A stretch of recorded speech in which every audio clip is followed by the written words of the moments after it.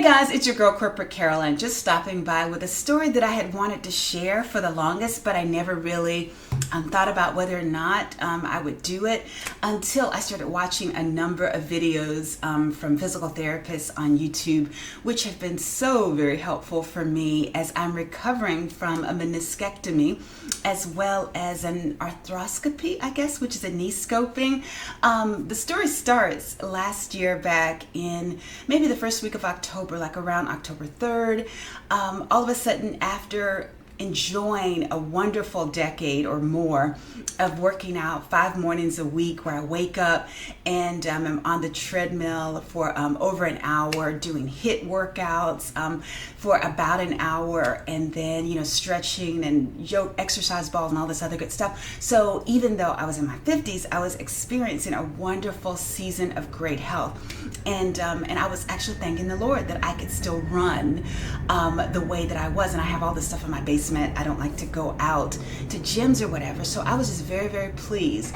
And I had knee problems where like my left knee might hurt one week, my right knee might hurt ever since I was like 35. So having achy knees every so often was not a big thing. However, one day all of a sudden I wake up and then my left knee is like kind of bent like this. I don't know if you can see it, kind of bent like that, and it didn't want to straighten out. And over the years I had started to experience certain symptoms, like if I tried to do floor work and I was on my knees on hard surfaces, I would get a little gimp in my left leg, and so then all of a sudden I would start limping. And this happened when I walked up this tall escalator. If you guys are familiar with the Washington DC area, the Roslyn Metro Station, it has a very steep staircase. And when I was in my 20s and I used to work for PricewaterhouseCoopers, I used to walk up those stairs with no effort, carrying my bags and whatnot, and didn't have any issues. However, at 50 something, I decided to walk all the way up, and I was carrying a laptop bag, a bag with shoes and food and all sorts of things. And then I had a gimp for probably about 2 or 3 days. That was back in 2019. But since then, my knee hadn't had any sorts of gimpy problems, because I said, okay, I get it, knee. You don't want me to carry a bunch of stuff going upstairs, and you don't want me to do floor work. So like I said, when I woke up and my knee wouldn't straighten, I was like, I have no idea what's going on. But what I did know is that your girl works out every morning. And so I decided that I would do whatever I could allow. And that's how I've kept my workout routines going, is I do whatever, any injury or ailment, if I have a bunion, if I have like a tweaked ankle or whatever, if I can only do 1.5 miles on the treadmill, that's what I do. But I keep that window specifically for exercise and do whatever, I can do at that particular time. So with that bent knee, that meant that I could only do 2.5 miles an hour on the treadmill. And, I could jog, but the whole walking thing, like the heel toe action, wasn't happening. That would cause a limp. But a jog at 2.5 miles an hour allowed me to continue to do my hour. And then for the HIIT workouts, I did whatever I could do out of those workouts because the knee didn't hurt. And plus I was getting ready to go to Martha's Vineyard and the next maybe 7 or 8 days. And so I said, no one has time for this. And obviously I'll keep working out and it'll straighten out. So I was in Martha's Vineyard limping with a gimp. If I get a chance, I'll show you guys some pictures. But so you never know what anybody's going through. I'm like limping, in Martha's Vineyard, not wearing any flats because the limp was pronounced if I wore sneakers. But like with my little high heel or platform flip-flops, you didn't notice it as much. And so I didn't even think it was a big deal. But by the 5th or 6th day at Martha's Vineyard, I finally called an orthopedic specialist that my sons used to go to when they played high school football. And, so I scheduled an appointment for him for after I left Martha's Vineyard. And then, so I called them and I said, I have a limp. I don't know why. I can't straighten my knee. And so like when you're lying in bed, there's this little gap so the back of my knee wouldn't touch the mattress. It was really a horrible state. Fortunately, I wasn't in pain, and in all the beautiful pictures I took there, no one would know because, my knee was kind of pointed, just like I was posing. So anyway, I go see the doctor, and then he says, Mrs. Gray, I haven't seen you in ages. You look the same. Whatever you're doing, keep doing it. He looks at the x-rays. He said, you probably have a torn meniscus. I'm not sure. Sometimes a piece of the meniscus can get stuck in the knee, I guess under the patella or whatever, and it can cause, your knee to catch. But he just warned me that if you do that HIIT workout, be careful with lunges, because if it gets in an even more bent position, it could stay there and you could have an even more reduced range of motion. So I said, okay, gotcha. So I kept jogging at my 2.5 miles an hour, and then he told me to schedule an MRI. So I scheduled an MRI, have that. I get there, he looks at the MRI, he says, stop what you're doing. Don't do it. This is mechanical.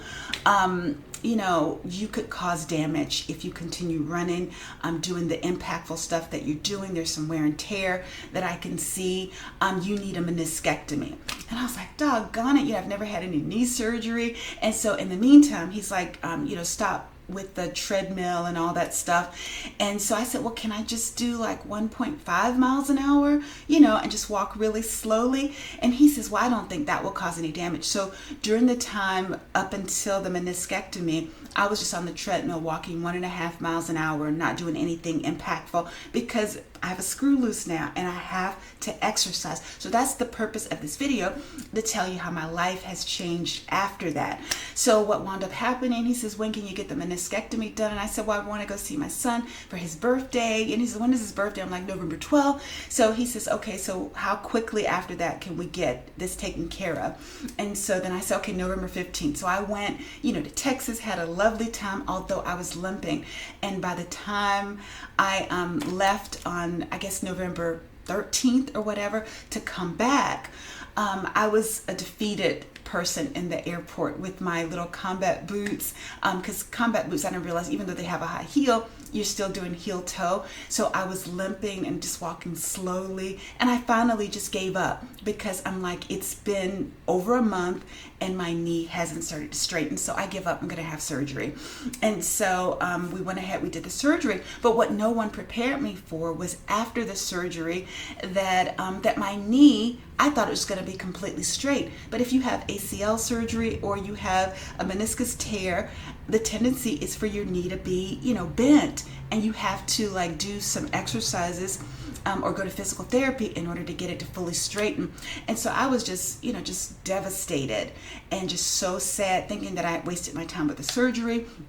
And after having my follow-up with the doctor, he said, you do need physical therapy. And he said, when I went in, I saw the wear and tear. You have arthritis in this knee. And I'm like, no, arthritis. The podiatrist had already told me that I had arthritis in my big toe. In fact, I have hallux rigidus, which basically is arthritis with my toes that make my toes stiff.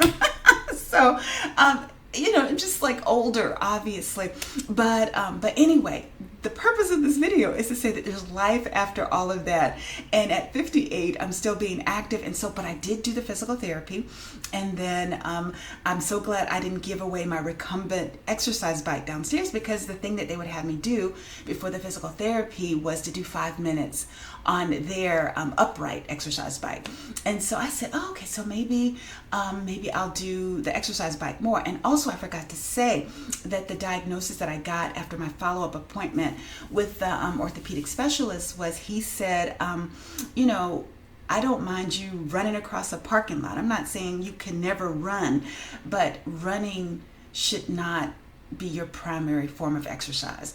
He said, because if you want your knee to last as long as you like it to last, he was picking his words carefully. And I'm sitting there looking like a deer in the headlights going, okay, now what are you saying? He says, you're going to cause your knee to wear out faster than it needs to. So I would like maybe you to look into things like the elliptical machine, biking, maybe swimming. And because, as you can probably see after the walk that I just went with my husband, the gray is showing. So I don't swim very well, and it's not something that's conducive with my natural dyed hair, so no swim. And you can't swim in your basement, and that's why I work out so much, because I can go to my basement every morning and work out. So he was like, you need to do low impact stuff. So I said, well, what about my HIIT workouts that I do 5 days a week? And he said, well, what's involved in the HIITs, the HIIT routines? And I was like, jumping jacks, burpees, things like that. And he said, you can. And then he just kind of hesitated, and I said, but you wouldn't advise it. And he said, probably not. And at that point, I realized what he was not saying. Like, I could be headed on a path to like knee replacement in like 60s, 70s, or whatever. Like, you hear so many people, and you don't realize how you get on a path for that, or how people wind up at a path for that. And even though I don't like to listen, I have a hard head, and I love exercising and working out and the results of it, I realized that he was trying to delicately tell me that, Mrs. Gray, you need to stop running and doing the HIIT workouts. You need to do something that's low impact. And then I started to cry, and I cried for probably about 5 minutes. He handed me the Kleenexes, and then I started asking questions about what I should do. So during the physical therapy efforts, where we tried to get the swelling to go down, and as I was told by my physical therapist, that post-menopausal tissue doesn't heal as fast. So again, I wanted to start crying then. And then also when she explained what osteoarthritis is, didn't you know it was degenerative? What did you think he meant when he told you you had arthritis? She's 30, she's a young person. And so again, I'm like, leave me alone at 6:30 in the morning. No one's trying to hear this level of truth. So I had a huge paradigm shift, because one, I was trying not to gain any weight. I wanted to keep wearing my clothes, and I'm like, how am I going to exist? Because I like sweets on the weekends. How am I going to exist in this world where I can't run, can't do HIIT workouts?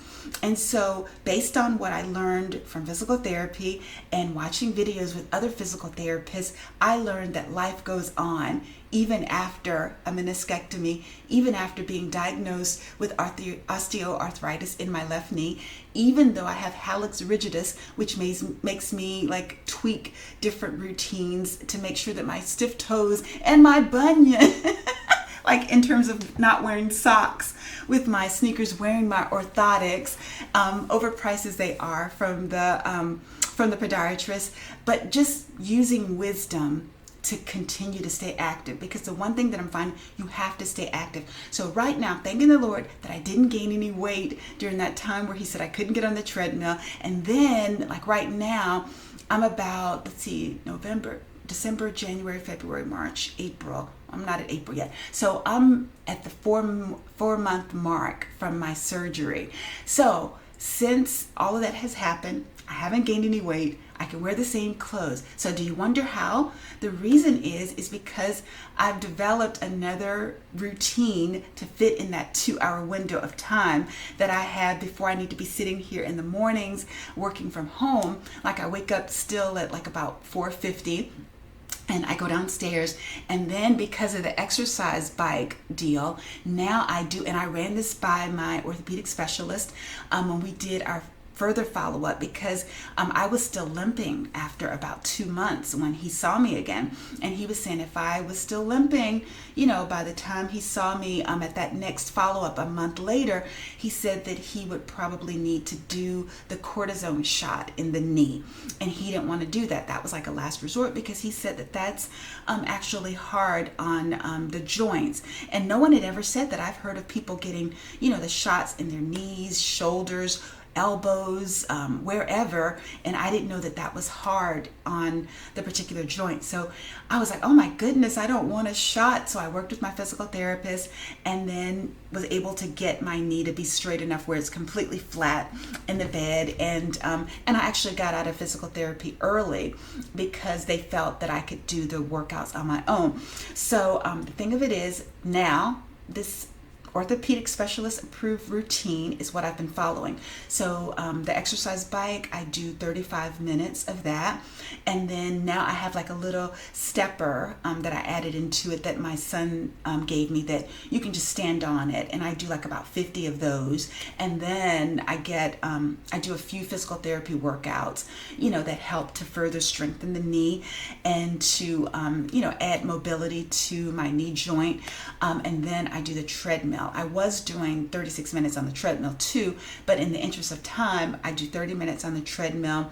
And then what else do I do after the treadmill? I do like using the little straps that you can put around your ankles, where you do like side steps and then like a monster walk, because what I realized is you have to build your quad muscles as well to support the healing of your knee joint. And so like I do all of those things that I pulled from physical therapy as well. And then I do my battle rope, to keep my arms looking good. And then I have a slam ball, that I do like about, 20 slams of those. It's about 15 pounds. And then after that, I do like a few other little workouts that I've seen using dumbbells, because you definitely want to do strength and resistance training. Do 10 push-ups. And then after that, I found this wonderful Pilates routine. And it's funny, I had always wanted to try Pilates, but I was scared that it didn't burn enough calories. But now I've been forced to do it. So there's a lovely lady on YouTube. Her name is Nicole. And so her channel is called Move with Nicole. And I'm doing her 30-minute power Pilates workout that has 5-pound dumbbells in it.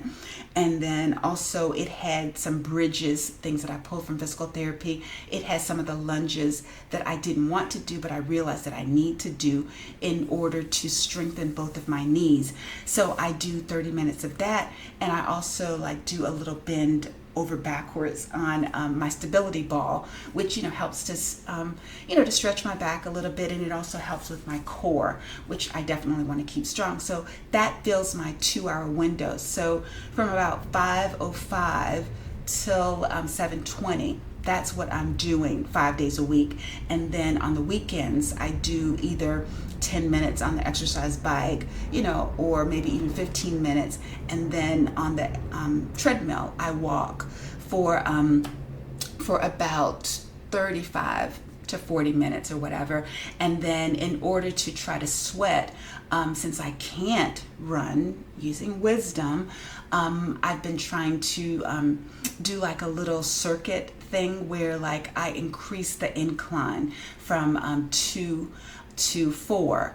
And I do that for a minute, and then I take it back down to 2, and I do that at least about 3 or 4 times during the workout, and that kind of increases my heart rate. And so eventually I'm going to get the because I'm still recovering, and I'm going to get my heart rate up to where I can do an incline of like 5 or more, and just keep increasing it. And surprisingly, that has been enough, with me still eating the same, to keep my weight at a healthy range. So for those of you who think that running is the only answer, that HIIT routines are the only answer, if you think hard enough and maybe search YouTube for low impact workouts, you'll be able to find other things that you can do. Because like I mentioned, one of the things I found was like with the 5-pound dumbbell, with your legs spread, just like touching the floor like that, punching, and then doing like that.